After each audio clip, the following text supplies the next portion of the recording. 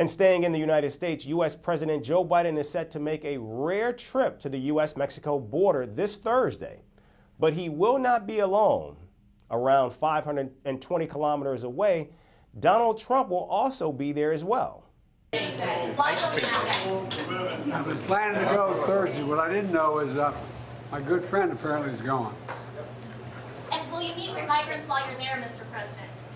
Well, I'm not going to announce ahead of time. Secret Service doesn't like me announcing exactly what I'm going to do. And we're going to be up here on November 5th, and we're going to look at Joe Biden, and we're going to look him right in the eye. He's destroying our country, and we're going to say, Joe, you're fired. Get out. Get out, Joe. You're fired. Now, both candidates, who are expected to lock horns in a presidential rematch, are trying to turn America's broken immigration system to their political advantage. Now, Donald Trump has made Biden's handling of illegal immigration the cornerstone of his re-election campaign. President Biden will travel to Brownsville, Texas, in the Rio Grande Valley, an area that has been seeing a large number of border crossings. He'll also meet with border agents and discuss the need for bipartisan legislation. This is President Biden's second visit to the border since his inauguration. What would help is that bipartisan proposal that was agreed upon. It was the toughest and the fairest agreement that we have seen, and if it had been put into law, it would have made a difference. And Donald Trump will visit Eagle Pass in Texas, which is another hotspot in the ongoing clash over border security. Immigration is at the center of the 2024 presidential race for both Republicans and Democrats. And the stakes have only increased after congressional talks on a deal to tackle comprehensive immigration reform collapsed. The Biden administration is considering sweeping executive action to restrict illegal migrants seeking asylum at the U.S. southern border.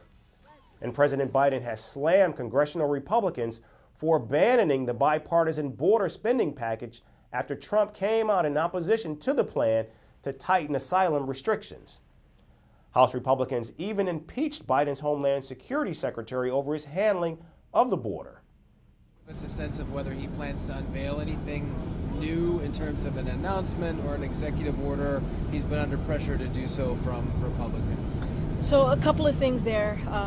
As it relates to an executive action, we've been very clear. There is no executive action that would have done what the bipartisan Senate negotiation proposal could have done, right? That would have been a step forward in dealing with the challenges at the border, in dealing with policy changes, obviously, and in dealing with what is actually happening with the immigration system. And so no executive action could do that. And we've been very clear. We think that Republicans should get out of the way, not politicize this. This is an issue that the American people, majority of American people, care about. And so, what the president's going to do, he's going to go. He's going to go to the border, as I just mentioned, go to Texas, more specifically Brownsville, and he's going to hear directly from the Border Patrol agents. He's going to see for himself to see what they've been doing on the ground. Meanwhile, Donald Trump continues to dial up his anti-immigration rhetoric.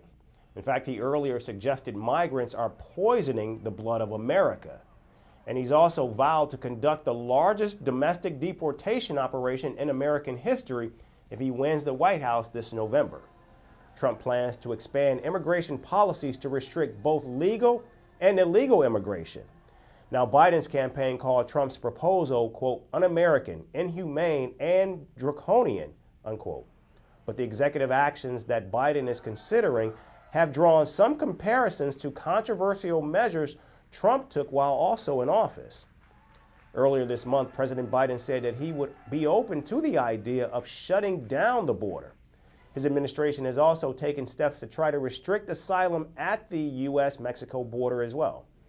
The number of people who are illegally crossing into the United States from the U.S.-Mexico border has been rising for years now, and we've seen a stark increase in those numbers since Biden took office.